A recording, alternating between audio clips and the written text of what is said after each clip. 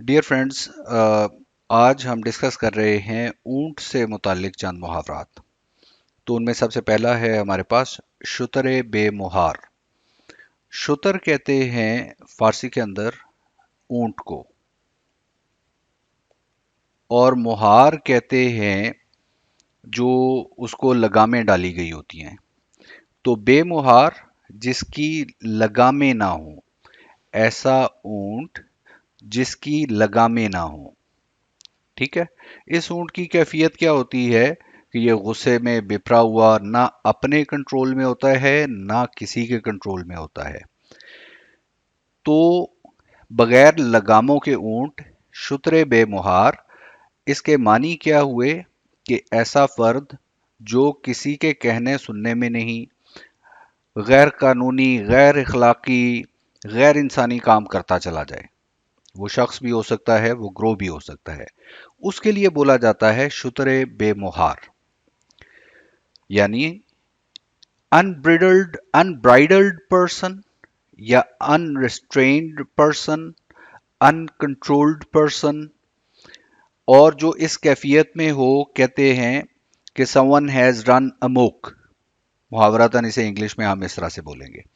सो शुतरे बेमुहार, बेकाबू इंसान। नेक्स्ट हमारे पास मुहावरा है शुतर कीना। शुतर ऊंट को कहते हैं, कीना दुश्मनी। तो जरा आप इस ऊंट को देखिए, इसकी आइज से दिखाई दे रहा है कि शदीद गुस्सा इसके अंदर मौजूद है। अब ये ऊंट से ही मंसूब करके क्यों बोला जाता है? इसकी वजह यह है कि ऊंट मखलूकात में से एक ऐसी मखलूक है जिसको अगर किसी फर्द या किसी पर भी, इवन किसी दूसरे जानवर पर भी गुस्सा आ जाए, तो इसकी याददाश्त इंतहाई जबरदस्त होती है। ये उसको याद रखता है। इसके अंदर गुस्सा और इंतकाम की हिस्स बहुत ज्यादा होती है। तो वो पर्सन अगर 50 साल बाद भी इसको नजर आ जाए तो ये उसको पहचान लेता है और ये उससे अपना इंतकाम लेके छोड़ता है। उसको काटेगा, गिराएगा और फाइनली उसके ऊपर बैठ के अपने पेट से उसको मसल के मार देगा। इतना सख्त मुंतकिम मिजाज होता है ऊंट।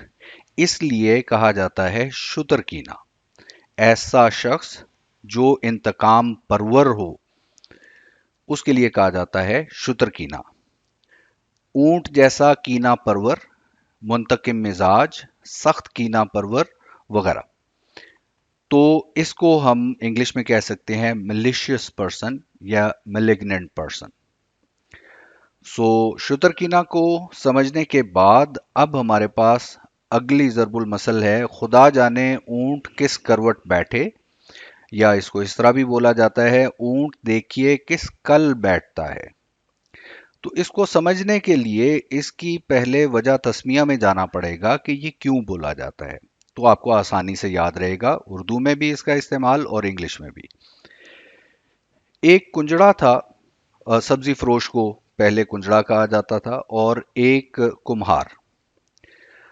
वो किसी सफर में थे तो उन्होंने अपना सामान ऊंट पे रखा।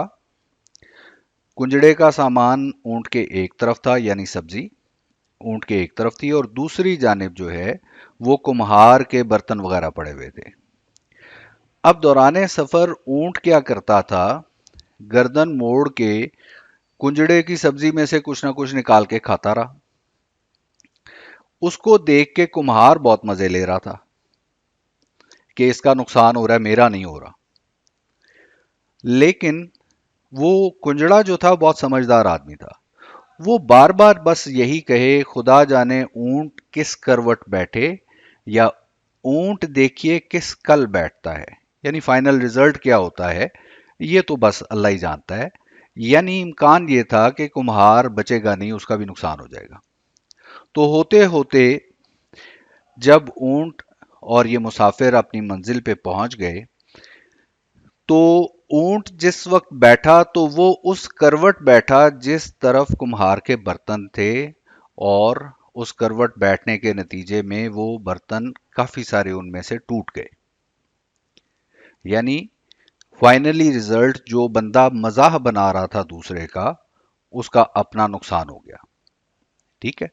तो जब अनसर्टेनिटी हो, गैर यकीनी हो सूरत हाल, उस वक्त ये बोला जाता है कि ऊंट देखिए किस कल बैठता है। यानी अभी इम्कानी तौर पर शायद किसी का नुकसान हो रहा है, लेकिन इन द लॉन्ग रन तमाशा देखने वाला खुद भी तमाशा बन सकता है। उस मौके पे ये मुहावरा बोला जाता है।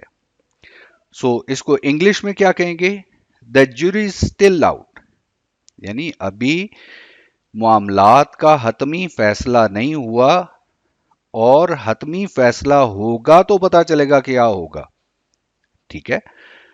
या इसके लिए यूं भी बोला जाता है इंग्लिश में, it remains to be seen, कि अभी हतमी नताइज आने और देखने बाकी हैं।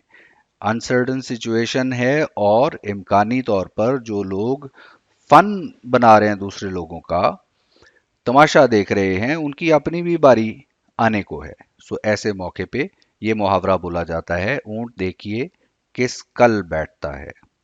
सो ये आज की डिस्कशन थी। See you in the next video.